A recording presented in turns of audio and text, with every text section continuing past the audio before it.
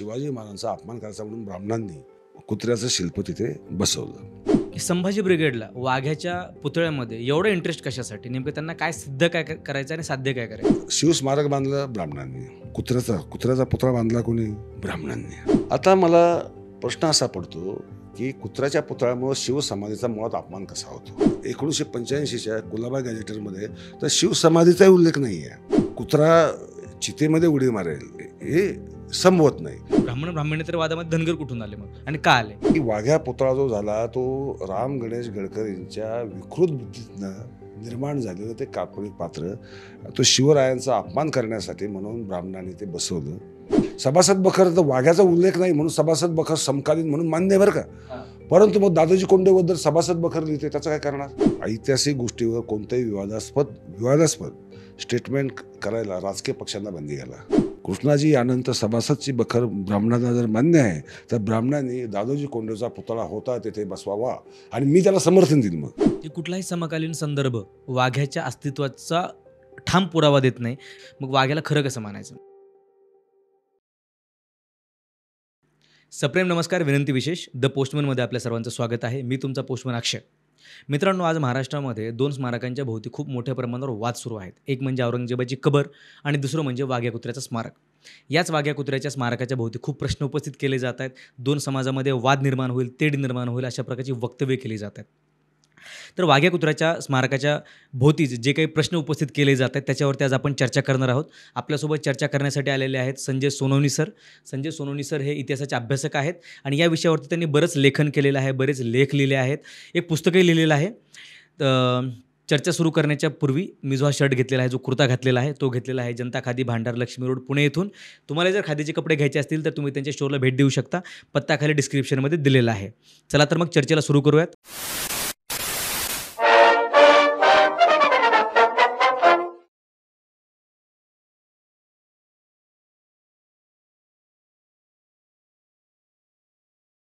Sir, 2012 साली पहिल्यांदा तुमच्यासमोर वाघ्याचा मुद्दा आला. त्याच्यावर तुम्ही बरंच लिहिलं, पुस्तकही लिहिलं त्याच्यावरती तुम्ही. बरेचसे पुरावे वगैरे शोधून काढले तुम्ही, काय.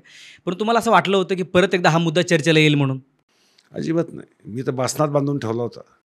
कारण काय झालं की 2008 पासून तो विषय होता आणि नाम जोशी नावाच्या कोल्हापूरच्या एका माणसाने माझं फेसबुकवर लक्ष वेधलं की हा का प्रकार आहे. मग मी अभ्यास करायला लागलो. मग त्यावेळेस लेखही वाचायला यायची. ते श्रीमंत कोकाटे वगैरे जी संभाजी ब्रिगेडची मंडळी आहे ती वाघाच्या विरोधात, वाघा तिथे का नको याच्यावर म्हणजे लोकसत्ता असेल, मोठ्या पेपर्समध्ये लेख लिहायचे. मग मी त्याला उत्तर द्यायला लागलो. कारण माझ्या त्या अभ्यासात लक्षात आलं की हे जे आरोप करतायत हे जरा थोडेसे चुकीचे आणि जातीयवादी स्वरूपाचे आहेत. आणि 12 साली त्यांनी पुतळा 72 गुंड गेले आणि त्या 72 गुंडांनी तो पुतळा काढला आणि दरीमध्ये फेकून दिला. मग मला चॅनेलवाल्यांनी विचारलं की आता तुम्ही काय करणार? म्हटलं मी काय करणार, मी एकटा माणूस आहे, माझ्या मागं संघटना नाही, पक्ष नाही, काही नाही. मी उपोषणाला बसणार सपत्नीक. मग मी आणि राणी आम्ही शिवाजी पुतळ्यासमोर उपोषणाला बसलो. परंतु लकीली काय झालं त्यावेळेस की पुरातत्व खात्याने आणि आर आबा पाटील त्यावेळेस गृहमंत्री होते, त्याने तो दरीतनं पुतळा रातोरात शोधला आणि दुसऱ्या दिवशी 12:30 वाजेपर्यंत तो पुतळा होता तिथे बसवला.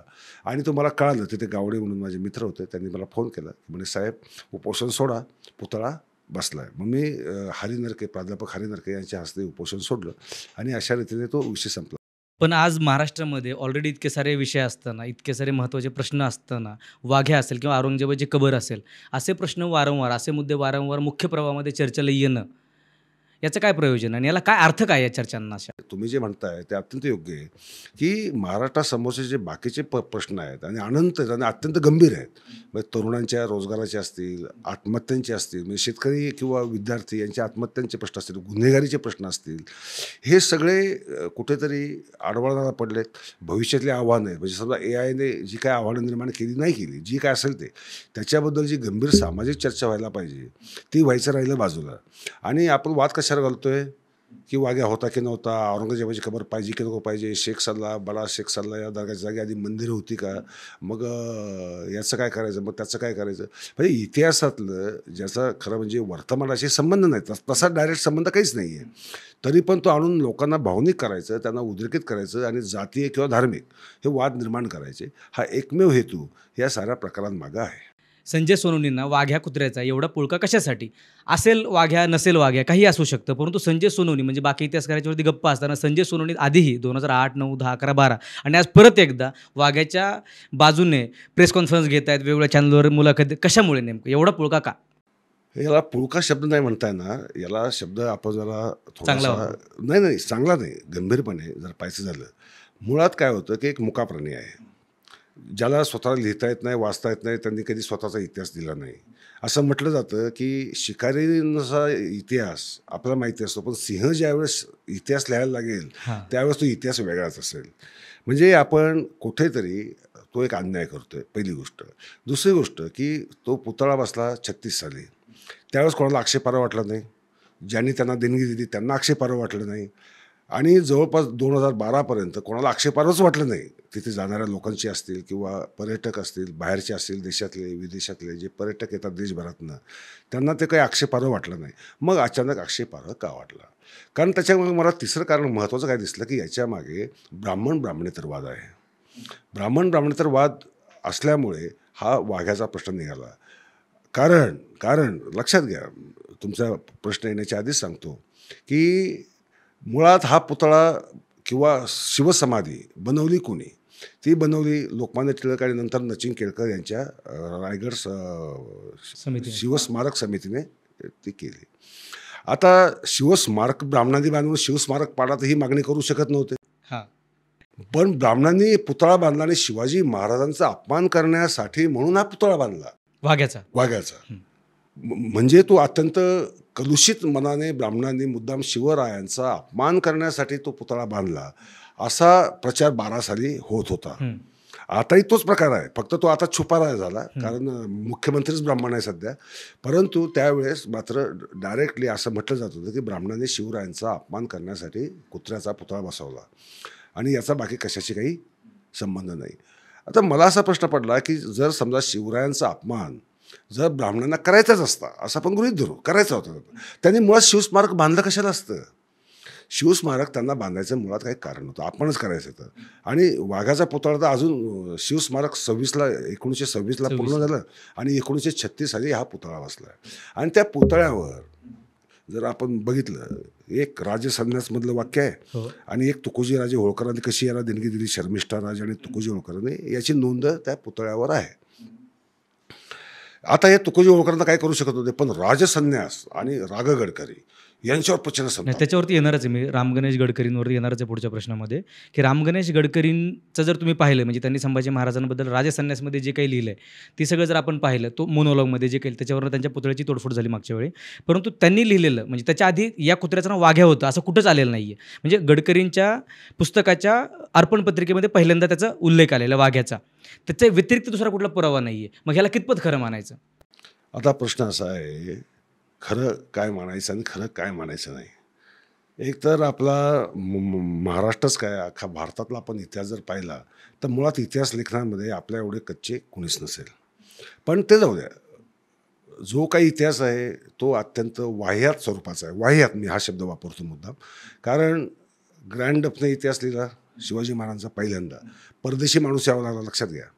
त्यानंतर केळुस्कर गुरुजींनी दुसरा इतिहास लिहिला. आता जर राजसन्यासमध्ये संभाजी महाराजांची बदनामी आहे असं जर आपल्याला म्हणायचं असेल तर ती बदनामी सभासद बखरीमध्येही आहे. तीच बदनामी शिवकालीन जिला समजलं जातं किंवा राजाराम महाराजांच्या आज्ञेवरनं जी बखर लिहिली गेली, सभासद बखर, त्या बखरीमध्येही संभाजी राजांबद्दल जे उद्गार काढलेले आहेत ते अत्यंत काय म्हणू आपण त्याला, अवहेलनात्मक आहेत, अपमानकारकच आहेत. मग तुम्हाला सभासद चालतो, सभासदाने वाघ्याचा उल्लेख केला नाही म्हणून वाघ्या नव्हताच असं तुम्ही म्हणायला तयार होता. मग सभासदने दादोजी कोंडदेवला शिवाजी महाराजांबरोबर शहाजी राजांनी पुण्याला पाठवलं असाही उल्लेख आहे. मग तुम्ही दादोजी कोंडदेवची जो पुतळा जो उखडला लाल महाला समोरचा, त्यावेळेस तुम्हाला सभासद काना विश्वास नाही वाटला? वाटायला पाहिजे होतं ना, कारण सभासदानं लिहिलंय, तिथं लिहिलंय की दादोजी कोंडदेवला बाकी इतर 3-4 लोकांबरोबर दादोजी कोंडदेवला पुण्याला शहाजी राजांनी बेंगलोरवरनं पाठवलं. हे तर लिखित आहे, सभासदानेच लिहिलेलं आहे. मग लिखित पुरावा तुम्हाला अमान्य आहे, लक्षात घ्या. आणि जो लिहिला नाही तो पुरावा नाही म्हणून मात्र तुम्ही बोंब मारताय. हा म्हणजे दुटप्पीपणा झाला. तिसरी गोष्ट अशी याच्यामधली की चिंग गोगटे 1905 साली जी कथा राम गणेश गडकरींनी आपल्या अर्पण पत्रिकेत लिहिली की वाघाच्या अर्पण केलं. हां. त्याने चितेमध्ये उडी मारली. चिंग गोगटेंनी 1905 साली प्रसिद्ध झालेल्या महाराष्ट्रातील किल्ले नावाच्या पुस्तकात या सगळ्या जो किस्सा आहे त्यांनी वाघ्या नाव नाही वापरलेलं त्याच्यामध्ये, परंतु तसाच्या तसा किस्सा वापरलेला आहे. त्याने उडी मारली आणि त्याची समाधी शिवसमाधीला खेटूनच आहे आणि त्याचा चौथारा अजूनही तिथं आहे असं लिहिलं आहे. राघव गडकरींचं त्यांच्याबद्दलची कोणाची मतं काही असो, मला त्याच्या मतांशी काही देणं घेणं सध्या तरी नाही आहे. कारण संभाजी महाराजांची बंधमी राजा संन्यासने केली असं जर म्हणायचं असेल तर मग किळुस्कर गुरुजींनी केली असं म्हणावं लागेल. कारण आद्य शिवचरित्र देणारे किळुस्कर गुरुजींच्या पुस्तकातसुद्धा संभाजी महाराजांबद्दल चांगले उद्गार नाही आहेत. सभासद बखरमध्येही नाही आहेत चांगले, किंवा अनेक बखरी आहेत त्याच्यात ते नाही आहेत. आता हे सगळे सूड भावनेने किंवा द्वेष बुद्धीने पेटलेले होते असं जर म्हणायचं असेल तर म्हणू शकता तुम्ही. परंतु मग गडकरींनी काही त्यातले शेवटी ते इतिहासकार नव्हते, कादंबरी नाटककार होते. नाटककार काय करतो, त्याला जे पुरावे उपलब्ध होतात त्याचा तो वापर करतो. जे पुरावे उपलब्धच नाही आहेत त्यावेळेस, म्हणजे कारण 1919 साली किंवा 18 साली त्यांचा मृत्यूच झाला आणि राजा संन्यास नाटक मुळात अपूर्ण आहे. मुळात अपूर्ण आहे. त्यामध्ये अपूर्ण नाटकातल्या विधानांवरून आणि काही वर्णन तर खलनायकाची तोंडी आहेत. बरोबर आहे. तो जो मोनोलॉग याच्यावरून चर्चा होते तो त्यांच्या तोंडीचा त्यांचाच मोनोलॉग आहे ॲक्च्युली. तो कलमदाने नाही, तो जो ज्याच्यावरनं भांडण होतं ना तो स्वतः म्हणजे स्वतःबद्दल म्हणून घेतलं मोनोलॉग आहे त्यांचा, स्वतःचा मोनोलॉग होतं. म्हणजे हां, तो असू शकतो ना बरं का.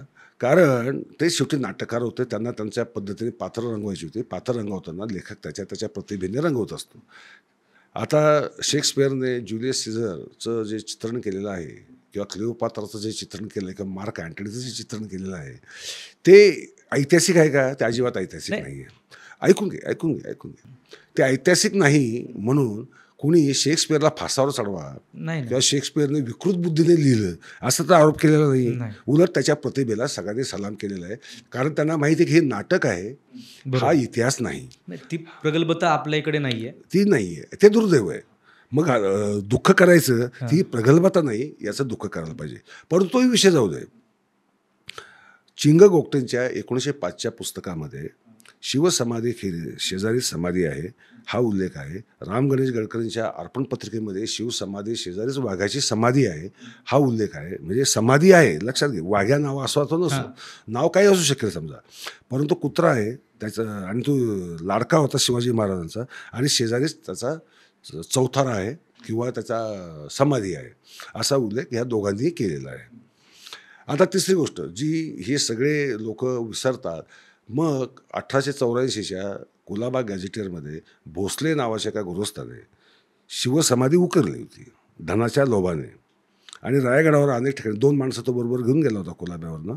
त्याने खोदाखोद करून अनेक ठिकाणी धन काही सापडतं का हा उद्योग केलेला आहे. ही नोंद आहे कुलाबा गॅझेटियरमध्ये आणि चिंग गोगटेने त्याचा उल्लेख केलेला आहे.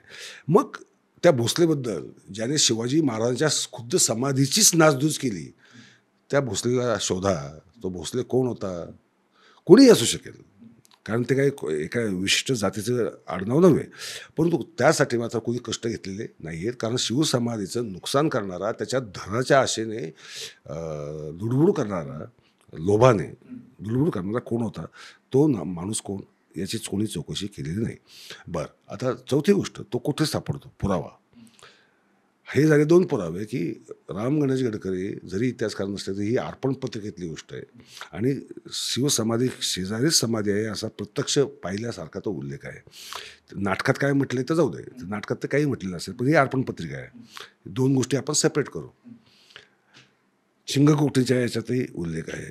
त्याच्या आधी सर्वात महत्त्वाचं शिवरायांच्या हयातीतच 1678 साली ज्यावेळेस दक्षिण दिग्विजयाला शिवाजी महाराज गेले होते त्यावेळेस त्यांच्या सखोजी गायकवाड नावाचा सरदार होता, तो बेलवडी संस्थांवर चालून गेला.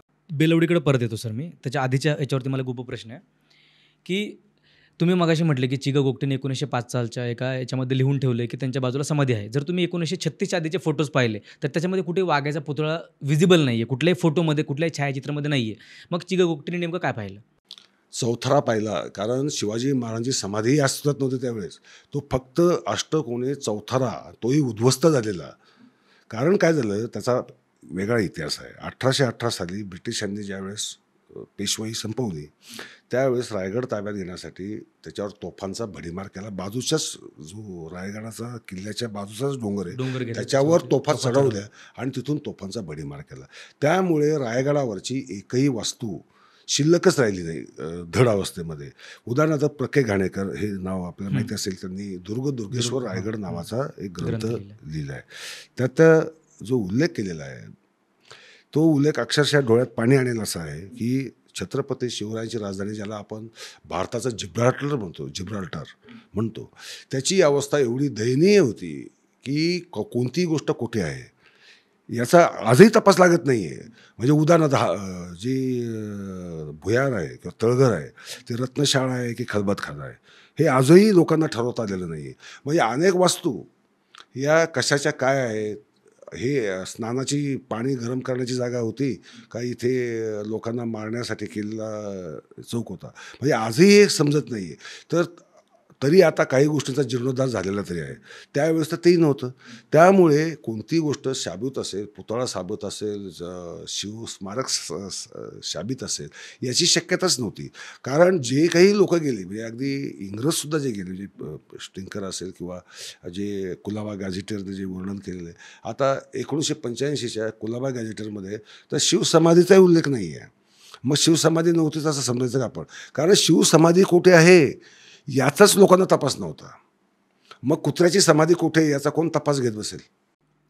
ठीक आहे. आणखीन त्याच्या व्यतिरिक्त असं एक आहे की कुठलाही समकालीन संदर्भ वाघ्याच्या अस्तित्वाचा ठाम पुरावा देत नाही. आणि त्याचबरोबर ASIनं जो सर्व्हे केलेला आहे, त्याच्यामध्येही म्हणजे लिस्टेड मॉन्युमेंट्समध्ये वाघ्याच्या समाधीचा किंवा पुतळ्याचा, चौथऱ्याचा कसलाही उल्लेख नाही.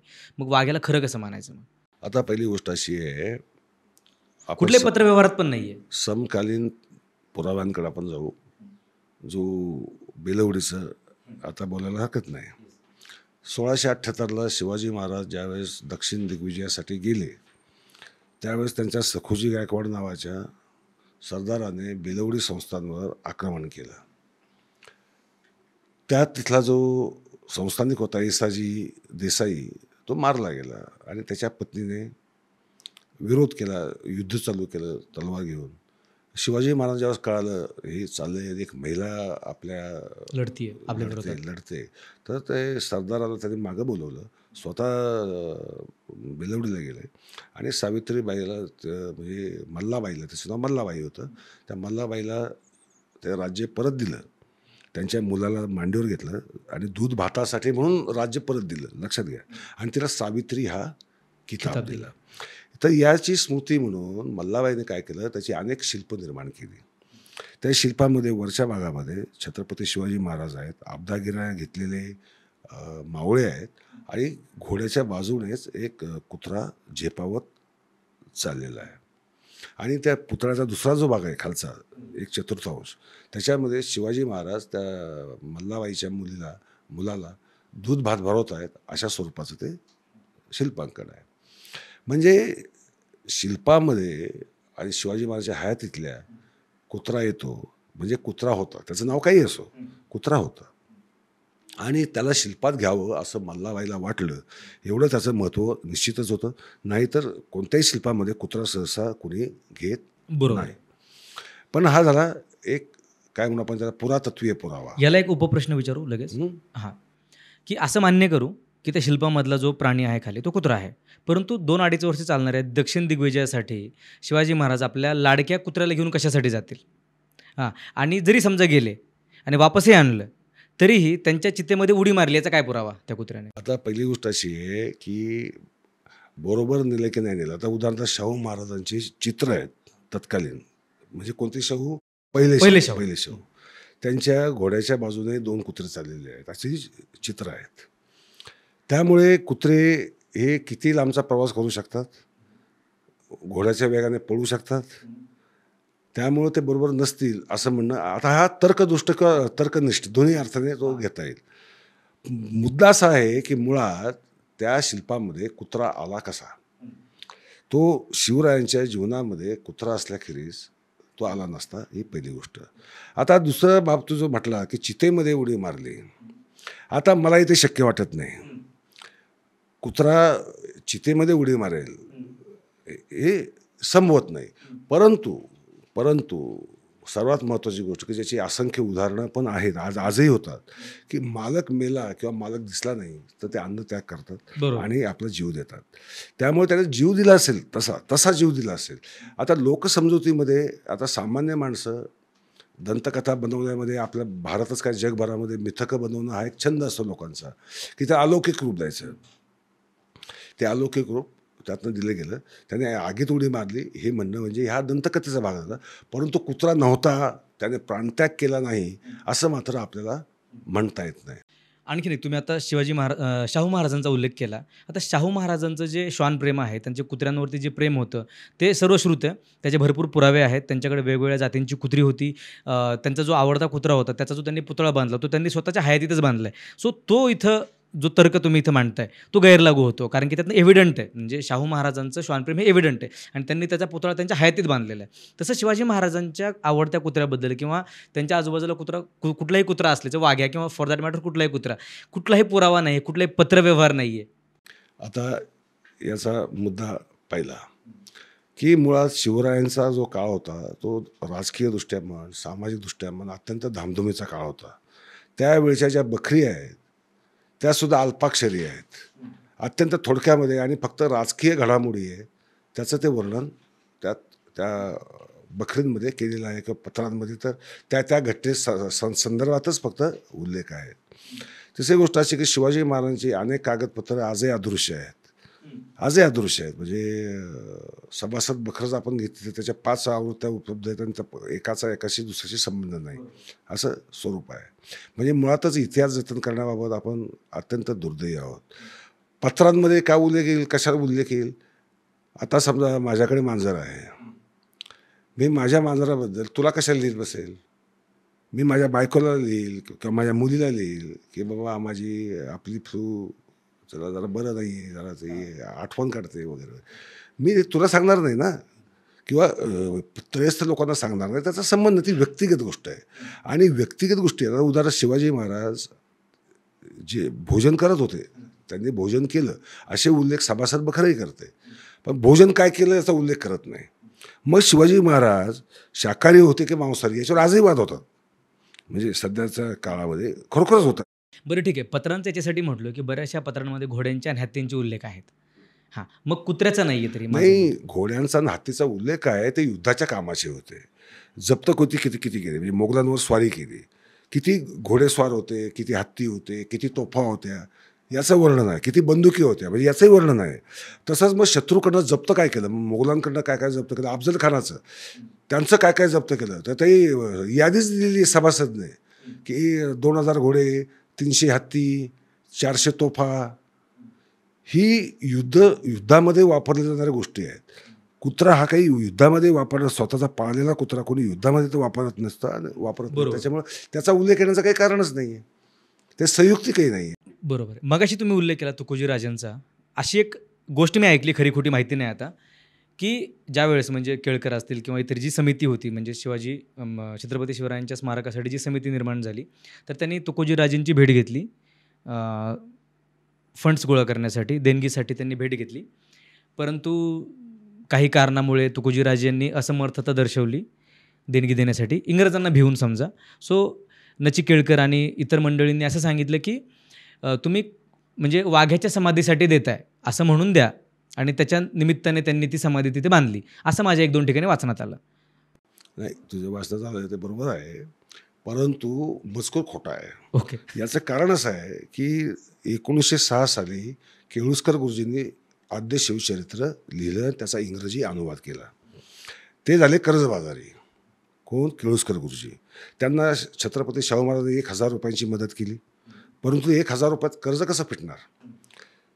यांना घरदार विकायची वेळ आली. हे तुकोजी राजेंनाच कळालं त्यांनी त्यावेळेचे 20,000 रुपये देऊन त्या सगळ्या 4,500 प्रती ज्या इंग्रजीच्या प्रकाशित केल्या होत्या त्या विकत घेतल्या आणि जगभरच्या ग्रंथालयांना ती आपल्या खर्चाने पाठवली. त्यासाठी अजून किती खर्च झाला असेल तर त्यांनाच माहिती. म्हणजे जे तुकोजीराजे शिवचरित्र इंग्रजीतलं तेही जगभरच्या ग्रंथालयांमध्ये वाटू शकत होते, ते इंग्रजांना घाबरले आणि मी शिवस्मारकाला मदत देते असं म्हणाले. असं म्हणणं हा म्हणजे एक विकृत बुद्धीचा नमुना आहे. कारण दुसरी गोष्ट अशी की इंग्रजांशी संघर्ष करायची परंपरा तर होळकर घराण्याची सगळ्यात मोठी. मग ते मल्हारराव असतील, तुकोजीराजे असतील, कारण पहिलं इंग्रज मराठा युद्ध जे तळेगावला जे झालं आणि वडगावचा तह झाला, त्यात महादजी शिंदे आणि तुकोजी होळकर यांनी बरोबरीने पराक्रम गाजवून इंग्रजांना नामोहरम केलं होतं. हा पण इतिहास आहे. त्यामुळे हे सवाई तुकोजीराजे इंग्रजांना घाबरले आणि मग कुत्र्याचं काहीतरी हे दिलं, हे असं जे म्हटलं जातं ते विकृती आहे. यात महत्त्वाची गोष्ट लक्षात ठेवू. तसं असतं तर त्या समुद्रावर वाघ्याच्या जो मजकूर लिहिला आहे तो मजकूर असा आहे की या स्वामीनिष्ठ कुत्र्याच्या स्मरणार्थ हे स्मारक करण्यासाठी तुकोजीराजे होळकर आणि शर्मिष्ठा सौभाग्यवती शर्मिष्ठा यांनी 5,000 रुपयांची देणगी दिलेली आहे आणि हा उल्लेख आहे वाघ्याच्या पुतळ्यावर. आता विचार कर की आता त्यात आधी सांगितलं हकीकतीनुसार काय दिसलं की त्यांचा कुत्रा कोणता तरी मेला होता, त्याचं नाव द्यायचं होतं. मग त्याच्यासाठी जर स्मारक करायचं असतं तर मग त्या कुत्र्याचं नाव दिलं असतं. नाही, वाघ्या कुत्र्याला वाघ्या नावच यांनी दिलं ना रामगणेश गडकरींच्या पुस्तकात पहिल्यांदा. वाघ्याने तर हे वाघ्या नाव 1919ला दिलेलं आहे, लक्षात ठेव. आणि हे पुतळा निर्माण झाला 1936ला, त्यामुळे वाघ्या नाव आधीच आहे. 1936चा पुतळा आहे. चिंग गोगटेंची कथा 1905ची आहे. पण त्यात नाव नाही आलं ना. नाही, नाव नाही ना, हरकत नाही ना, नाव नाही म्हणजे म्हणून काही त्याचा वेगळा अर्थ होत नाही. कारण एकाच माणसाची अनेक नावं असतात. आता उदाहरणार्थ गौतम बुद्धाला किती नावाने ओळखलं जातं? तथागत, सिद्धार्थ गौतम, तथागत, शाक्यमुनी वगैरे वगैरे वगैरे. त्यामुळे नावांचा प्रश्न इथं नाही आहे. प्राणी होता की नाही, कुत्रा होता की नाही, हा खरा महत्त्वाचा प्रश्न आहे. परंतु ते वाघ्याच्या स्मारकासाठी हा वाघ्या इमानी आणि तिची कथा जी दिलेली आहे की स्वामींच्या चितेमध्ये उडी घेणारा कुत्रा. आता जो तुकोजी होळकराचा जो कुत्रा होता त्याने तर उडी घेतलेली नव्हती. बरोबर. जी घेतली ती शिवाजी महाराजांच्या कुत्र्याने, किंवा जी काय दंतकथा असेल पण ती शिवाजी महाराजांच्या कुत्र्याबद्दलच प्रचलित होती. मग तिचा उल्लेख आहे, त्याच्या खाली देणगी तुकोजीराजे होळकर आणि शर्मिष्ठा होळकर यांनी दिली असा त्या पुतळ्याखालीच उल्लेख आहे. तो 1936चा आहे. म्हणजे ही जी कथा सांगितली जाते ही भाकड कथा आहे किंवा ती कोणत्या कारणाने प्रस्तुत माहीत नाही आणि ती इंग्रजांना घाबरत होते या म्हणण्यात तर काडीतकं तथ्य नाही.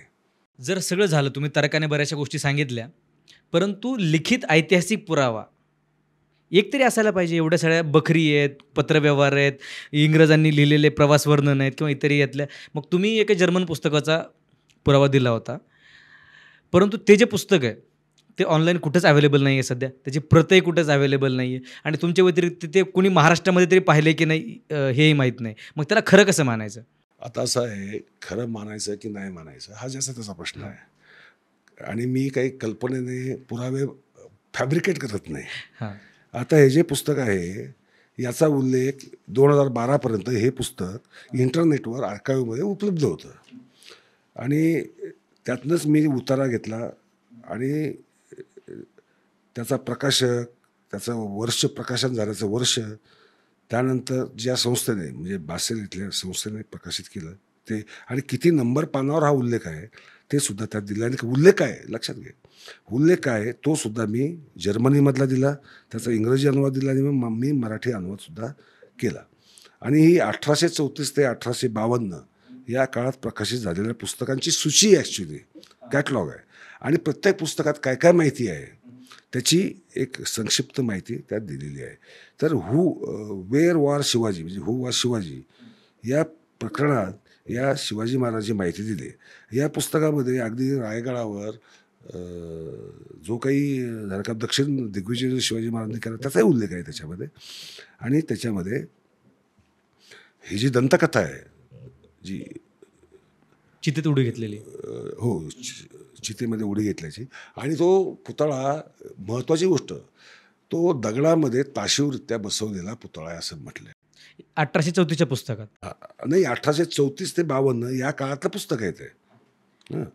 आता 1852चं जरी म्हटलं आपण, कारण ते 10 पुस्तकांचा हा संच. संच नाही आहे, त्या 10 पुस्तकांची माहिती आहे याच्यामध्ये, संक्षिप्त माहिती आहे. तर त्याच्यामध्ये ही माहिती आली, म्हणजे 1854 जरी आपण गृहीत धरलं तर चिंग गोगटेंच्या आधी 52 वर्ष आधी वाघ्या, आणि त्यात वाघ्या हेच नाव वापरलेलं आहे. वाघ्या हेच नाव वापरलं आणि तो पुतळा दगडी आहे, ताशीव दगडात बसवलेला आहे असा उल्लेख तो आहे. तुम्ही असं म्हटलं की आधी म्हणजे 1936च्या अगोदरपर्यंत तिथे फक्त चौथरा होता. ठीक आहे. आणि तुम्ही जो आता पुरावा दिला आहे त्याच्यामध्ये असं म्हटलंय की तो ताशीव दगडाचा होता. तर 1836 किंवा 54 पकडू आपण फॉर दॅट मॅटर. 54 पर्यंत जर हा तिथे पुतळा होता दगडाचा आणि त्याच्यानंतरचे जे फोटोग्राफ्स आहेत त्याच्यामध्ये कुठे पुतळा नाही आहे. तुम्ही म्हणतात की चौथरा आहे आणि 1934 साली तिथे पुतळा बसवला.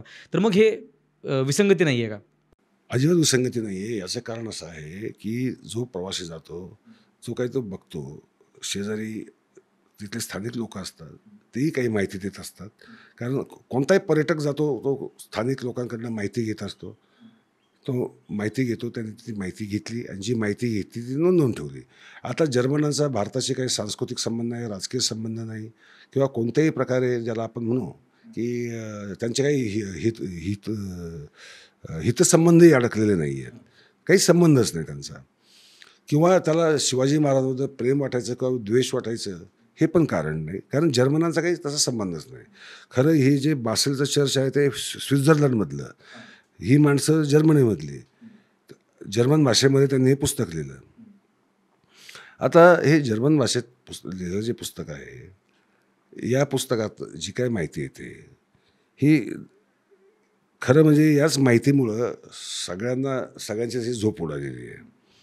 म्हणून ते आता मला पुस्तकच पाहिजे, पुस्तकच दाखवा, हे करा. आता ते पुस्तक आहे, ते गुगल बुकमध्ये जा, तिथे सापडेल. मिशिगन विद्यापीठामध्ये त्याची एकच प्रत आता शिल्लक आहे, मिशिगन विद्यापीठामध्ये. कोणाला जर खरोखर एवढी हौस असेल, आवड असेल तर त्यांनी मिशिगन विद्यापीठात जावं. 12,000 किलोमीटर ते अंतरही दिलेलं आहे ना. तर एक वर्ल्ड कॅटलॉग जो आहे की त्यात कोणतं पुस्तक कुठे उपलब्ध आहे याची माहिती वर्ल्ड कॅटलॉगवर असते. मिशिगन विद्यापीठात त्यात अंतरही दिलेलं असतं, पुण्यापासून किती अंतर आहे. हां, तर आता ते ऑनलाईन 12 साली होतं.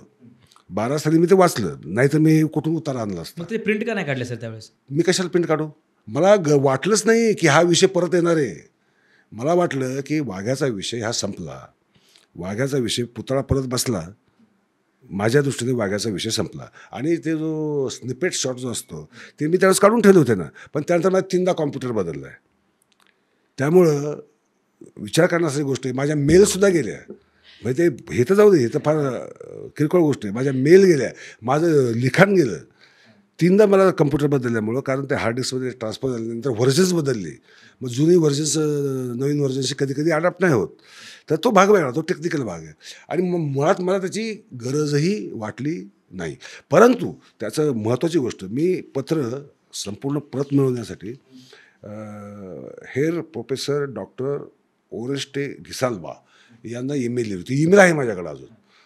लकीली मला ती काल सापडली जुन्या आर्काईव्हमध्ये, त्या ईमेलच्या याच्यामध्ये. त्याला मी हेच म्हटलं होतं की त्याला मी हे दिलं, हा उतारा आहे, हे पुस्तक आहे, या पुस्तकाची मला तुम्ही प्रत द्या, मला प्रत पाहिजे, म्हणजे छापील प्रत पाहिजे. त्याने उत्तर दिलं की छापील प्रत नाही आहे आमच्याकडं. आता ते एवढ्या जुन्यामधलं रेकॉर्डमधलं अनेक गोष्टी आमच्याकडच्या उपलब्ध नाही आहेत. जे उपलब्ध आहेत त्या इंटरनेटवर आहेत बऱ्याचशा म्हणजे त्या संस्थेचे. परंतु त्याच्यामध्ये 10 पैकी कमीत कमी 6 पुस्तकं उपलब्धच नाही आहे. ठीक आहे. आता तुम्ही असं सांगितलं की 1854 पर्यंत ते पुस्तक, 1834 ते 1854 आणि त्याच्यानंतर 1936ला पुतळा बसवला. परंतु ज्यावेळेस महात्मा फुले गेले होते रायगडावरती, तर त्यांनीही कुठे उल्लेख केला नाही. साधारणपणे 1860 महात्मा फुले रायगडावरती गेले होते, तर त्यांनीही म्हणजे उल्लेख नाही केला की एखाद्या श्वानाची, एखाद्या कुत्र्याची तिथे चौथरा किंवा पुतळा असल्याचा काहीही उल्लेख नाही केला. आता ही फार इंटरेस्टिंग गोष्ट आहे. मुळात महात्मा फुले तिथे गेले होते की नव्हते याच्याबद्दल वाद चालू आहे. मुळात लक्षात घे, हाच वाद आहे लोकांच्या मनामध्ये की महात्मा फुले तिथे गेले होते की नव्हते. आपण गेले होते असं समजू, गृहीत धरू, कारण काय एवढा मोठा माणूस आहे तो गेला असेल, कारण त्यांनी पोवाडा लिहिलेला आहे, त्यामुळे ते गेले होते. परंतु त्यांना शिवाजी महाराजांचं स्मारक शोधायला त्रास पडला. शिवाजी महाराजांचं स्मारक शोधणं हेच कष्टाचं काम होतं. मग ते शोधायला काय गेले होते? शिवाजी महाराजांचं स्मारक. ते काय वाघ्याचं स्मारक किंवा कुत्र्याचं स्मारक किंवा अजून तिथं कोणाकोणाची स्मारकं आहेत, कोणत्या राणीची, कोणत्या सरदाराची, कोणत्या मावळ्याची, किंवा कोणत्या राजपुत्राची किंवा राजकन्येची स्मारकं शोधायला गेलेले नव्हते. ते गेले होते शिवस्मारक शोधायला. ते शिवस्मारक त्यांना अत्यंत भग्न अवस्थेत आढळलं. आणि तुला आश्चर्य वाटेल, सर्वात दुर्दैवाची गोष्ट अशी आहे की 1985 साली एक ब्रिटिश अधिकारी होता. तिथे दिवाबत्तीची सोय नव्हती.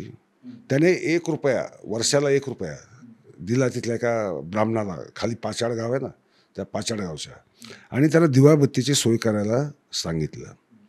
आता 85 सालापर्यंत ही अवस्था होती की शिवाजी महाराजांच्या समाधीकडे लक्ष द्यायला अख्ख्या महाराष्ट्राला वेळ नव्हता. शिवाजी महाराजांच्या समाधीकडेच लक्ष द्यायला वेळ नाही ही वस्तुस्थिती आहे. याच्याबद्दल लाज वाटून न घेता हे लोक कुत्र्याची समाधी का नाही बघितली, त्याची का नाही शोधली, याच्याबद्दल आकांडतांडव करतात. याचा मला जास्त संताप येतो. कारण खुद्द शिवाजी महाराजांच्या समाधीकडं लोकांनी आत घुसावं, चोऱ्या कराव्या किंवा धनाच्या आशेने लोभाने आतमध्ये घुसावं आणि इकडे तिकडे उकराउकर करावी, ते चालत होतं. अशा स्थितीमध्ये एका कुत्र्याच्या समाधीकडे लक्ष कोण देणार? परंतु चिंगगोगटेंनी आणि राम गणेशकरांनी एवढा उल्लेख तरी करून ठेवला आहे की शिवसमाधी शेजारी एक चौथरा आहे, तो वाघ्याचा आहे. राम गणेश गडकरी तेच म्हणतात. आता चिंगगोगटे वाघ्या नाव वापरत नाहीत, राम गणेश गडकरींनी वापरलेलं आहे. आता प्रश्न असा आहे, आणि जर्मनांनी वापरलेलं आहे. आता समजा तुम्हाला जर्मन पुरावे मान्य करायचे नाही आहेत, ठीक आहे, ऐकून घे. त्याचं एक कारण आहे सर, त्यावेळेस लॅटिन स्क्रिप्टमध्ये शिवाजीचं जे स्पेलिंग होतं ते SIVAGEE असं वापरलं जायचं, पण तुम्ही जो पुरावा दिला त्याच्यामध्ये SHIVAJI असं एकदम क्लिअरली. मग कसं काय, ज्या वेळेसची स्क्रिप्टच म्हणजे विसंगती होते ना? ते मी टाईप केलेलं आहे, लक्षात घे. इंटरनेटवर आजही बघितलं तर तिथं कॉपी पेस्ट करता येत नाही. आपल्याला सवय काय, शिवाजीच द्यायची सवय आहे, लक्षात. सेवाजी, त्यांचा मूळ शब्द सेवाजीच आहे. जर्मन पुस्तकात तसंच लिहिलं सेवाजीच. हो, सेवाजी. GI वापरलं, जे पण वापरलेलं नाही, GI वापरलेलं आहे, किंवा JY किंवा SAVAJY त्यांनी जी वापरलाय. ओके, म्हणजे त्याचं मराठीत करायचं सेवागे होईल आपल्या भाषेमध्ये. त्याच्यामुळे मी आपल्या सवयीप्रमाणे शिवाजीच ठेवलं. परंतु आपण आता असं गृहीत धरू की हा पुरावा आपल्याला मान्यच करायचा नाही. हरकत नाही, अजिबात हरकत नाही, काही हरकत नाही. परंतु वाघ्या, कुत्रा आणि त्याची समाधी ही राम गणेश गडकरीच्या विकृत डोक्यातनं निघालेली कल्पना आहे. हा जो मुख्य आरोप केला जातो त्याच्या मागं कारण काय हे आपण आधी समजावून घेऊया जरा. थोडीशी गंभीर विषय तो आहे. याला ब्राह्मणेतरवादाची पार्श्वभूमी आहे. शिवसमाधी बांधली कोणी? टिळक आणि केळकरांनी. नची केळकरांनी, म्हणजे ते ब्राह्मण होते. किंबहुना स्मारक समितीतले सगळेच लोक ब्राह्मण होते. त्यात शाहू महाराज नव्हते, कारण वेदोक्त जो वाद होता तो एवढा टोकाला गेला होता की शाहू महाराज आणि लोकमान्य टिळक यांच्यातलं विस्तवही जात नव्हता. एवढे ते एकमेकांवर त्या वादामध्ये, आणि ते स्वाभाविक आहे, तो वादच तसा होता, सामाजिक वाद होता. त्याने महाराष्ट्रामध्ये मोठं एक काय म्हणू आपल्याला मंथन चाललेलं होतं, का घुसळण चाललेली होती असं आपण गृहीत धरू. त्यामुळे शाहू महाराजांनी त्यांना कसली मदत केली नाही. त्याच्यामुळं कोणीही मराठा त्या शिवस्मारकासाठी उभा राहिला नाही. आता लक्षात घे, आता शिवस्मारक बांधलं ब्राह्मणांनी, पुतळा बांधला म्हणजे कुत्र्याचा पुतळा बांधला कोणी? ब्राह्मणांनी. आता मला प्रश्न असा पडतो की कुत्र्याच्या पुतळ्यामुळे शिवसमाधीचा मुळात अपमान कसा होतो? मला तोच प्रश्न आहे की अपमान कसा होतो? कुत्रा हा माणसाचा 80-90 हजार वर्ष जुना मित्र आणि माणसाळला गेलेला प्राचीन प्राणी मानला जातो. त्याचं नाव वाघ्या नसेल असं आपण गृहीत धरू या क्षणी घटकावर. माझा विश्वास आहे की त्याचं नाव वाघ्याच असलं पाहिजे, परंतु आपण असं धरू की त्याचं नाव काही असो. शिवाजी महाराजांच्या जीवनात कुत्रा होता हे यादवाडचं जे शिल्प आहे त्यातनं एवढं तर दिसतं की त्यांच्यावर कुत्रा आहे एवढंच दिसतं. आणि कुत्रा शिल्पामध्ये यावं म्हणजे काहीतरी शिवाजी महाराजांच्या जीवनामध्ये त्याचं स्थान होतं. नाहीतर पुतळ्याच्या शिल्पामध्ये कुत्रा येण्याचं काहीही कारण नव्हतं. वाघ आला असता, सिंह आला असता, चित्ता आला असता, हत्ती आला असता, असं कोणता अन्य प्राणी येऊ शकला असता, परंतु तिथं कुत्रा आहे.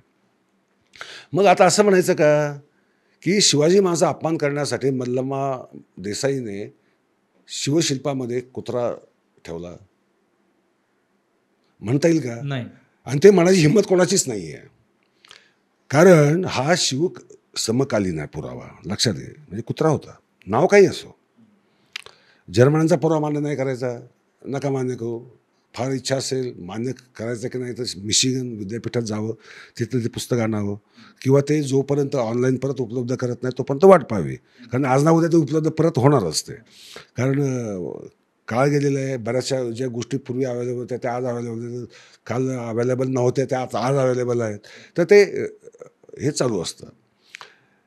त्यानंतर तिसरी गोष्ट अशी की हा वाद निर्माण का झाला की मल्लाबाईबद्दल आक्षेप नाही आहे. तिने कुत्रा बांधला, शिवाजी महाराज शेजारी कुत्रा दाखवला, त्याच्यावर आक्षेप नाही आहे. पण याच कुत्र्याबद्दल आक्षेप का की यांचं म्हणणं काय होतं म्हणजे 12 साली आता नाही अजून कोणी प्रकट नाही बोललेलं, परंतु अंडरकरंट तोच आहे की 12 साली सरळ लोक म्हणत होते की शिवाजी महाराजांचा अपमान करायचा म्हणून ब्राह्मणांनी कुत्र्याचं शिल्प तिथे बसवलं. आता मला 2 प्रश्न त्यावेळेसही पडले होते, आताही पडतात. एक तर कुत्र्यामुळे अपमान होतो कसा हे तर मला समजत नाही, हे जाऊ द्या. माझ्या दृष्टीने महत्त्वाचं काय आहे की कुत्रा हा दत्तगुरूच्या पायाशी 4 कुत्रे असतात आणि त्यांना 4 वेदांचं रूप मानलं जातं. आता या सगळ्या वैदिक लोकांनी जर म्हटलं की वेदांना कुत्र्याची उपमा दिली किंवा कुत्र्याच्या रूपात पाहिलं म्हणजे दत्तगुरूचे पुत्रच उखडून काढले पाहिजे. नाही, हे म्हणणं ब्राह्मणांचं कधीच नाही आहे ना. हे म्हणणं संभाजी ब्रिगेडचे. कुत्र्यांनी अपमान होतो हे म्हणणं ब्राह्मणांचं कुठेच नाही आहे. मी काय म्हणतोय की दत्तगुरूच्या पायाशी 4 कुत्रे त्यांना 4 वेदांची रूपं मानतात म्हणून वैदिक समाजाने खवळायला पाहिजे का? नाही, काही संबंधच नाही. तो वेदांचा अपमान होतो का? नाही, अजिबात नाही. होत कोणाचंच नाही. नाही. कुत्र्यामुळे उलट चांगलं आहे. बरोबर आहे. म्हणजे ते पूज्य आहेत, म्हणजे ते दैवत समान आहेत. बरोबर आहे. माझा मुद्दा तोच आहे की ते दैवत समान आहे. हां. खंडोबाचा लाडका कुत्रा आहे हो. किंवा कुत्र्याकडे खंडोबा म्हणूनच पाहिलं जातं. म्हणजे कुत्रा हा दैवत प्रतिष्ठा प्राप्त केलेला प्राणी आहे. आता प्रश्न असा आहे की हा कुत्रा ब्राह्मणांनी बसवला आहे म्हणून तो शिवरायांचा अपमान होतो असा कांगावा करत 12 साली जे आंदोलन झालं ना, मुळात ते त्यासाठी झालं. आणि राम गणेश गडकरींना सगळ्यात जास्त शिव्या पडल्या की राम गणेश गडकरींच्या विकृत डोक्यातनं निर्माण झालेली. पण ते तर ब्राह्मण नव्हते ना राम गणेश गडकरी. ते त्यांना माहीत नव्हतं ना. ओके. ते त्यांना माहीत पाहिजे, त्यांना आजही माहीत नाही आहे. ओके. मी परवा प्रेस कॉन्फरन्समध्ये म्हटलं, स्पष्टपणे सांगितलं की ठीक आहे. ते ब्राह्मण, बाजीप्रभू देशपांडे ब्राह्मण नव्हते, मुरारबाजी आता देशपांडे परत तुम्ही ब्राह्मण इथं सांगितलं की त्या मल्लाबाईंचं जे शिल्प त्यांनी केलं त्याच्यामधलं जे तुम्ही साईज पाहिली शिल्पातली ती छोटी आहे. आणि असा एक आक्षेप आहे की शिवसमाधी एवढीच वाघ्या कुत्र्याच्या पुतळ्याची उंची आहे. तर मग समान उंचीचे कशामुळे? आता यासाठी आपण प्रत्यक्ष पुरावाच पाहूयात. आता हा फोटो आहे, यात कोणत्या अँगलने तुम्हाला वाघ्या कुत्र्याचा म्हणजे मी दाखवतो सगळे बघा. कोणत्या अँगलने वाघ्या कुत्र्याची समाधी ही शिवसमाधीपेक्षा मोठी दिसते का? ब्रिगेडी डोकं असेल तर दिसेल. आता संजय सोनवणे हिमालयापेक्षा उंच आहे अशी फोटोग्राफी करता येईल. अशी आजकाल काय फोटोग्राफी, ट्रिक फोटोग्राफी वगैरे काय, आणि मला कोणाबरोबरही दाखवता येईल. म्हणजे मला दिवंगत झालेल्या माझ्या काळात ज्या काही हिरोईन्स होत्या त्यांच्याबरोबरही दाखवता येईल. कारण आजकाल ते सगळं टेक्नॉलॉजी बदललेली आहे. परंतु हा साधा सरळ काढलेला सामान्य माणसाने काढलेला फोटो आहे. आणि हा फोटो काय म्हणतो आपण जमिनीवरच्या लेवलवरनं काढलेला फोटो आहे. हे यांनी जो दावा केला आहे, हा दावा कोणासाठी केला आहे? जे लोक कधी गेलेलेच नाही आहेत, ज्यांनी कधी रायगड पाहिलाच नाही आहे, ज्यांनी कधी शिवसमाधीही पाहिलेली नाही आणि वाघही पाहिलेलं नाही आहे, अशा लोकांसाठी असे दावे चालू शकतात. आणखीन एक सध्या जर पाहिलं म्हणजे आधी म्हणजे 2012ला जेव्हा पहिल्यांदा वाद झाला आणि आजही जो दुसऱ्यांदा विनाकारण होतोय, दोन्ही वेळी तुम्ही म्हटलं की ब्राह्मणेतर वाद आहे, परंतु त्याच्यापेक्षा याच्यामध्ये धनगर समाज जास्त आक्रमकपणे वाघ्याच्या बाजूने उभा दिसतोय. तर त्याचं काय कारण आहे? म्हणजे ब्राह्मणेतर वादामध्ये धनगर कुठून आले मग त्याचं आणि काय? कारण आहे, त्याला कारण मीच आहे. 2012 साली ज्यावेळेस मी आंदोलन चालू केलं, त्यावेळेस धनगरांना काही माहीतच नव्हतं. कारण स्वाभाविक आहे, कारण हा समाज म्हणजे समाजापासून तुटून राहणारा, अज्ञानाचं प्रमाण प्रचंड मोठं, इतिहासाचं ज्ञान कमी आणि मूक समाज आहे. त्यांचा तर काही संबंधच नव्हता त्याच्यामध्ये. परंतु ज्यावेळेस वाघ्याला देणगी देणारे तुकोजी होळकर होते, हे ज्यावेळेस मी हे केलं की ब्राह्मणांनी बसवला म्हणून तुम्ही अपमान झाला म्हणता, पण अरे याला देणगी तुकोजी होळकरांनी दिलेली. म्हणजे माझा मुद्दा ऐतिहासिक होता की तुकोजी होळकरांनी दिलेल्या मदतीतच झालेला आहे, त्यात ब्राह्मणांचा काही संबंध नाही आहे. ओके. हे ज्यावेळेस मी जाहीरपणे म्हटलं, त्यावेळेस धनगरांना हे कळालं की तुकोजी होळकरांचा त्या कुत्र्याशी संबंध आहे आणि होळकर घराण्याबद्दल तर धनगर समाजाला आहे नक्कीच आदर आहे. महाराष्ट्रालाच आहे पूर्ण. आणि कुत्रा हा धनगरांचा तर अजून जीवलग प्राणी, कारण पशुपालक आहे धनगर. तर कुत्रा त्यांचे राखण करतो, रक्षण करतो, हे करतो. त्यामुळं धनगर समाज पेटून उठला. आणि ज्यावेळेस पुतळा हे जे पाडला, मी उपोषणाला बसलो आणि मग ही बातम्या कळाल्या सगळीकडे, मी उपोषणाला बसलो. कारण माझा काही संबंध नाही, मी काय धनगर नाही आहे. नाही आहेत. नाही आहे. हां, मग एवढी धनगराची सारखं बाजू घेऊन बोलता म्हणून लोकांना वाटतं की तुम्ही धनगरच आहे. आता तो त्यांचा प्रश्न. मी परवा प्रेस कॉन्फरन्समध्ये सगळ्या पत्रकारांना तेच सांगते, बाबांनो मी धनगर नाही आहे. त्यामुळं मी धनगरांची बाजू घ्यायला, तुम्ही काय धनगरातले सिकेपी वगैरे आहेत का? मी माणूस आहे आणि मी मनुष्यवादी आहे. मी जे समाज पिचलेले आहेत, दुबळे आहेत, हा मग कुणी असो. मी बाबासाहेब पुरंदरेच्या पाठीमागे ज्यावेळेस उभा राहिलो होतो, त्यावेळेस माझा काय संबंध होता? मी ब्राह्मणही नाही आहे. काय संबंध होता? काहीच संबंध नव्हता. प्रश्न तो नाही आहे. प्रश्न असा आहे, कोणी जर एकाकी पडत असेल, आपल्या अज्ञानामुळे म्हणा किंवा सामाजिक राजकीय ताकद नसल्यामुळे म्हणा किंवा सामाजिक एकी नसल्यामुळे म्हणा, ते मी केलं.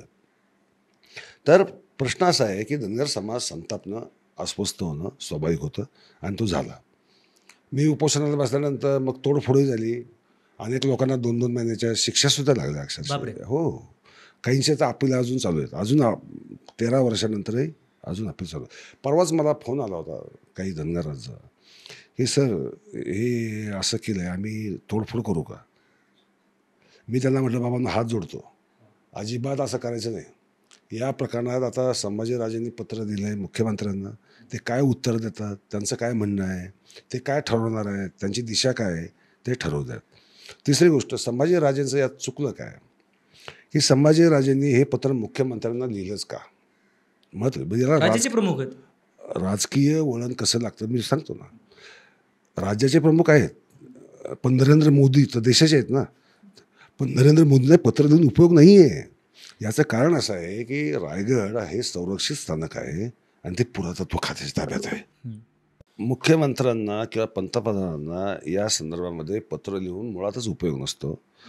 कोणीतरी संभाजी महाराजांची दिशाभूल केलेली आहे, त्यांना भडकवलेलं आहे आणि त्यापोटी हे पत्र पाठवलं. कारण पुरातत्व खात्याच्या अखत्यारीत असल्यामुळे तिथला दगड घ्या, जीर्णोद्धार घ्या, डागडुजी घ्या, ही पुरातत्व खात्याच्या परवानगीखेरीज होऊ शकत नाही. दुसरी गोष्ट यातली सगळ्यात महत्त्वाची की हा पुतळा झाला 1936 साली वाघ्याचा आणि शिवस्मारकाचा जीर्णोद्धार झाला 1926 साली. त्यावेळेस इंग्रज सरकार होतं. हो, त्या काळात सुद्धा तो किल्ला इंग्रजांच्या पुरातत्व खात्याच्या ताब्यात होता. ESIकडेच होता. ESIकडेच होता. म्हणजे त्यांनी वाघ्याच्या समाधीला कशी परवानगी दिली नसती. इंग्रजांनी तर अजिबात दिली नसती.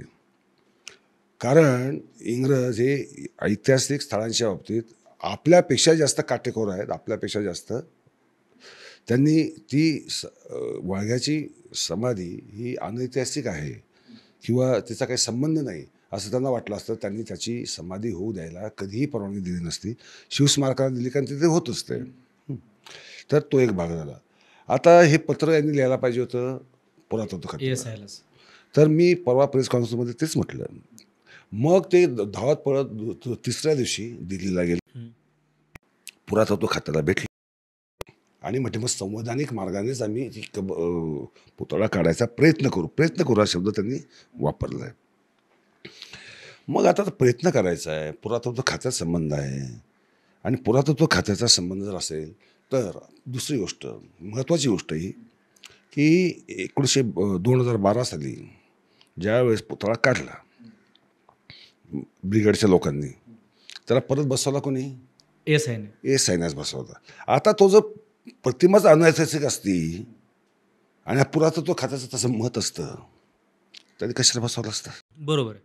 आणखीन एक की संभाजी ब्रिगेडला वाघ्याच्या पुतळ्यामध्ये एवढं इंटरेस्ट कशासाठी? नेमकं त्यांना काय सिद्ध काय करायचं आणि साध्य काय करायचं? पहिली आपण एक गोष्ट लक्षात ठेवूयात, ब्रिगेडची स्थापना झाली मुळात ब्राह्मण देशासाठी किंवा ब्राह्मणेतर वादाचं एक ते टोकाला गेलेलं रूप म्हणून आपण त्याच्याकडे पाहू शकतो. ब्राह्मणेतर वाद हा महाराष्ट्रामध्ये 150-200 वर्ष आहे, परंतु त्याने कधी असं उग्र स्वरूप धारण केलेलं नव्हतं. त्यामुळे भांडारकर इन्स्टिट्यूट असो, वाघ्याचं प्रकरण असो किंवा राम गणेश गडकरचा पुतळा पुण्यात दादोजी कोंडदेवचा असो. आता दादोजी कोंडदेवबद्दल सांगतो, ते मी बोललोच आहे ब्रिगेडबद्दल सांगा. नाही, ब्रिगेडनेच काढला ना तो पुतळा. दादोजी कोंडदेवचा पुतळा काढला कोणी? ब्रिगेडनेच काढला. आता एखादी गोष्ट न्याय पण असते, कारण दादोजी कोंडदेव शिवाजी महाराजांचे गुरु नव्हते, हे वस्तुस्थिती. मी लेख लिहिला होता त्याच्यानंतरच तो पुतळा कॉर्पोरेशनने हटवला, ही पण वस्तुस्थिती. म्हणजे दादोजी कोंडदेव पुतळा हटण्यामध्ये माझाही हातभार आहे, यात काही शंका नाही आहे. परंतु त्यावेळेस मी त्यांच्या गळ्यातला लाडका ताईत होतो. हां, तुम्ही एकदम संभाजी ब्रिगेडचे एकदम तुम्ही असे एकदम आयडॉल होते, ब्लू आईड बॉय. पण प्रश्न असा आहे की जे सत्य होतं की दादोजी कोंडदेव हा शिवाजी महाराजांचा गुरु नाही, रामदास स्वामी शिवाजी महाराजांचा गुरुचा असण्याचा संबंध नाही, हे ऐतिहासिक. तुकाराम महाराज तेही नाही. याकूत बाबांचे तर दर्शनाला जायचे, पण ते गुरु नव्हते. एक अवधी असतो, हे असतो, ते माणूस कोणी जो सत्पुरुष आहे त्याचं दर्शन घेण्यामध्ये काय, आणि त्या काळामध्ये तर ते धार्मिक काळ होता, स्वाभाविक आहे. परंतु या दोघांचा काडीत का संबंध नव्हता.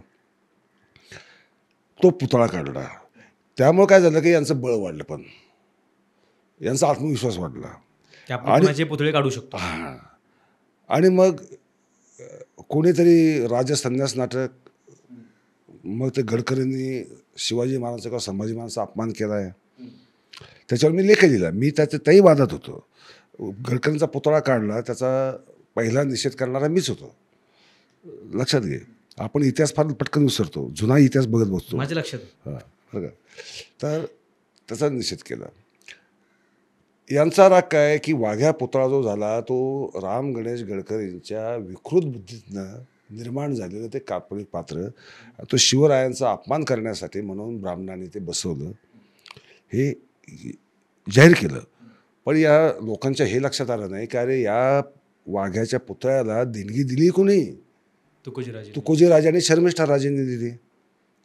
मग ज्यावेळी धनगरांना समजलं की वाघ्याचा पुतळा काल्पनिक नाही, तो आहे, त्याला देणगी देणारे तुकोजी राजे, तो पुतळा पाडणं म्हणजे अपमान कोणाचा? तुकोजी राजे देणगीचा, त्यांचाच अपमान होतो आणि कुत्र्याचा अपमान होतो, कारण ते खंडोबाचंच रूप मानतात ना कुत्र्याला.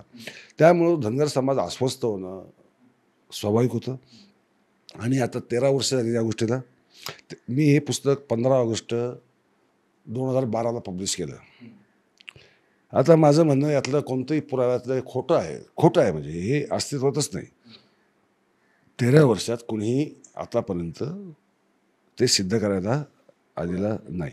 जर यांना खरोखरच इंटरेस्ट असता वाघ्यामध्ये, हिस्टॉरिकल इंटरेस्ट असता किंवा अकॅडमिक इंटरेस्ट असता, तर त्यांनी अभ्यास केला असता, नवीन पुरावे आणले असते, माझे काही खोडून काढले असते. कारण अकॅडमिक्स हे असंच पुढं जातं. माझा असा कोणी दावाच नसतो ना इतिहास लेखनात की मी म्हणतो तेच खरं, तेच अंतिम, असं नाही. पण माझे पुरावे खोटे आहेत का? ते अजिबात खोटे नाहीत. कारण पुरावे फॅब्रिकेट करायचं काम ब्रिगेडचं आहे, माझं नाही आहे. कारण त्यांनी केलेलं आहे. कारण सभासद बखरच्या बाबतीत असंच केलं आहे. सभासद बखर तर वाघ्याचा उल्लेख नाही म्हणून सभासद बखर समकालीन म्हणून मान्य बरं का. परंतु मग दादोजी कोंडदेवबद्दल सभासद बखर लिहिते, त्याचं काय करणार? मग तुम्ही परत बसवा. उलट खरं म्हणजे पुण्यातल्या सर्व ब्राह्मण समाजाने मागणी करायला पाहिजे की सभासद बखर जी ब्रिगेडला मान्य आहे, कृष्णाजी अनंत सभासदची बखर ब्राह्मणांना जर मान्य आहे, तर ब्राह्मणांनी दादोजी कोंडदेवचा पुतळा होता तिथे बसवावा आणि मी त्याला समर्थन देईन. मग कारण तुम्हाला ती बखर हिस्टॉरिकल डॉक्युमेंट वाटतोय ना. त्यानंतर दुसरं संभाजी महाराजांबद्दल त्याने बदनामी केलेली आहे. मग राम गणेश गडकरींना शिवा कशासाठी देत आहे? राम गणेश गडकरी ब्राह्मण आहे तसं वाटतं त्यामुळे मे बी. मग तुम्ही तो ब्राह्मण आहे का नाही याच्यावरनं जर हे ठरवणार असाल काय करायचं काय नाही करायचं. त्यामुळे आता पंचायत काय झालेली आहे, आता पंचायत आता यांची अशी झालेली आहे की एकीकडे धनगर समाजाला चूज करायचं, कारण आता संभाजीराजेच उतरलेत ना. मग भूषणराजे होळकरांना उभं केलं. काय सांगायला की नाही सामंजस्याने घ्या, आपण काहीतरी मधला तोडगा काढू. मधला तोडगा काय? मग काल प्रसन्न जोशी आमचे पत्रकार मित्र, हे राहू दे, हे काढू नको. ठीक आहे, नाही काढत. हां, प्रसन्न जोशी आमचे मित्र, आपले मित्र म्हणजे खरं म्हणजे, त्यांनी तोडगा काय काढला की आपण पुतळा कुठेतरी दुसरीकडे आलो आहे, याच्यापेक्षा भव्य बनव. हो, हाच तोडगा कालच. असं झाल्यानंतर प्रसन्नजी महाराष्ट्रातले सगळे वाद संपवून टाकतील. आपण औरंगजेबाची कबर पाकिस्तानला हलवू, भव्य करू. अफजल खानाची कबर अफगाणिस्तान प्रश्न असा आहे की एक तर तुम्हाला ते नको आहे तर पाडून टाका, नाही तर आहे तिथेच राहू द्या. एक तर पाडून टाका, चला नष्ट करून टाका, ते संपून टाका विषय. काय जर तुम्हाला एवढी हौस आहे तर, नाही तर आहे तिथेच राहू द्या. पण दुसरीकडे हलव म्हणजे ताजमहल दुसरीकडे हलवायचा का? मग बाबरी मशीद ठेवा तिथं. नंतर बाबरी मशीद हलवली की दुसरीकडे, नदीच्या पलीकडे. अजून बांधली कुठे गेली? निवांत, त्याला एवढी घाई. त्याला 100 वर्ष येतात.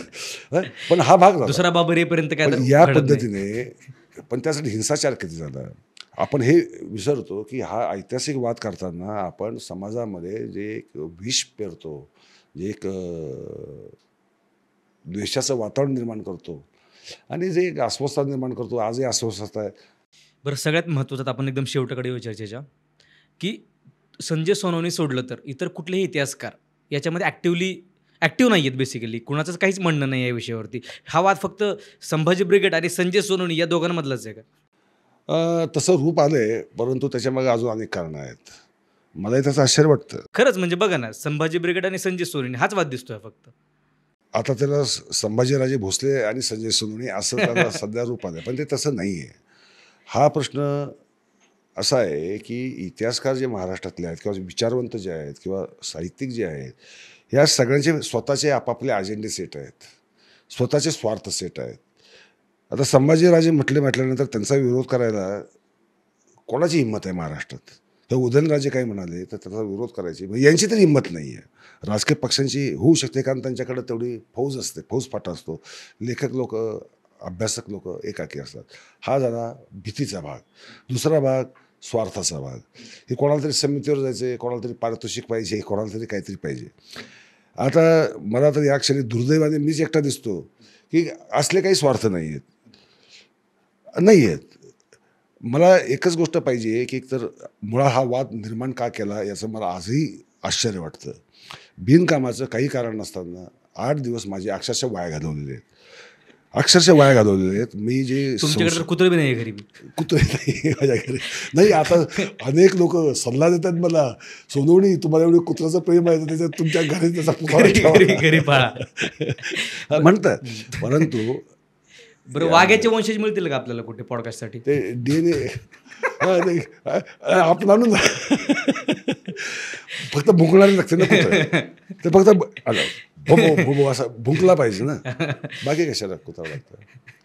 ठीक आहे. तर आता एकदम शेवटचा प्रश्न असा आहे की वाघ्याचा वाद परत येऊ नये किंवा आला नाही पाहिजे, याच्यासाठी तुम्ही नेमकं काय सांगाल?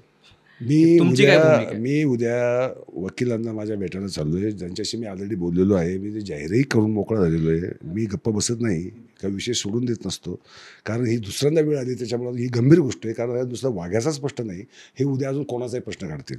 उद्या छोटा सेक्शनला, बडा सेक्शनला, याचा दर्ग्याचाही प्रश्न निघेल आणि अजून काय काय काढतील हे आपल्यालाच माहिती नाही आहे. मी हायकोर्टात 3 मागण्या घेऊन याचिका दाखल करणार आहे. एक तर ऐतिहासिक गोष्टीवर कोणत्याही विवादास्पद स्टेटमेंट करायला राजकीय पक्षांना बंदी घाला किंवा राजकीय नेत्यांना बंदी घाला. इतिहासकार बघून घेतील, इतिहासकारांनी ते बघून घ्यावं, परंतु त्यांनीसुद्धा जाहीर वक्तव्य करून त्यांनी अभ्यास करावा, आपली आपापसात चर्चा करावी, मिटिंगा घ्याव्या, चर्चासत्र घ्यावी, हरकत नाही. परंतु पब्लिकली काहीतरी अस्वस्थता निर्माण होईल अशा प्रकारची भडकाऊ स्टेटमेंट करू नये. आणि तिसरी गोष्ट, जी काही महाराष्ट्रातली प्राचीन स्थानं आहेत, मग ते हिंदू असो, मुस्लिम असो, ख्रिश्चन असो, आदिवासी असो, ती सगळी स्थानं किंवा जी स्थानं कोणाची हेच माहीत नाही अशी स्थानं आहेत महाराष्ट्रामध्ये, त्या स्थानांची जैसे थे त्याला कोणी हात लावता कामा नये. तो तसा कायदा आहे already sir, places of worship act. तो कायदा जरी असला तरी त्या कायद्यावर कशी लाथ मारली जाते हे आपण अनेक घटनांमध्ये पाहिलेलं आहे. आणि अनेक लोकांना हा कायदा पण माहीत नाही आहे. तर तो पुन्हा एकदा कोर्ट ठरवेल ना काय मान्य करायचं, काय अमान्य करायचं. सर मला वाटतं की मग आता थांबायला हरकत नाही. आणि माझी अशी इच्छा आहे, अशी अपेक्षा आहे महाराष्ट्राच्या जनतेकडनं, एकूणच आपल्या डायस्पोराकडनं, की परत असल्या फालतू विषयावरती, अशा काहीच इश्यू नसलेल्या अशा विषयांवरती चर्चा करण्याची, पॉडकास्ट करण्याची परत वेळ येऊ नये. या नोटवरती मी आजचं पॉडकास्ट थांबवतो. सर तुमचे काय आभार तर मानणार नाही, तुम्हाला मी वरचेवर त्रास देत राहणार आहे. वेगवेगळ्या विषयांवरती आपण परत भेटत राहणार आहोत. आणि तुम्हाला आजचा एपिसोड कसा वाटला नक्की आम्हाला कमेंट करून कळवा. आणि याच्या व्यतिरिक्त तुम्हाला कुठले नवीन विषय ऐकायचे असतील, नवीन कुठले गेस्ट पाहायचे असतील तर तेही आम्हाला कमेंट करून कळवा. आणि तोपर्यंत पाहत राहा द पोस्टमन. तर मित्रांनो, वाघ्याचा पुतळा राहावा की न राहावा याची चर्चा इतिहासकारांनी अभ्यासानिशी करावी, हीच आमची भूमिका आहे. सरांनी आपल्याला जी काही उत्तरं दिली आज ती संदर्भांना आणि तर्कांना धरून होती. याबद्दल तुमचं काय मत आहे ते कमेंट करून नक्की कळवा. या व्यतिरिक्त तुम्हाला जर नवीन कुठले विषय ऐकायचे असतील, पाहायचे असतील पोस्टमनवरती, तर कमेंट करून आम्हाला सांगा. किंवा आमच्या डिस्क्रिप्शन बॉक्समध्ये एक फॉर्म दिलेला आहे, त्या लिंकवरती तुम्ही जाऊन भरू शकता, माहिती भरू शकता. त्याचाही आम्ही नक्की सकारात्मक विचार करू. द पोस्टमनला जर सबस्क्राईब केलं नसेल तर नक्की करा आणि बेल आयकॉनवरती क्लिक करायला विसरू नका. धन्यवाद.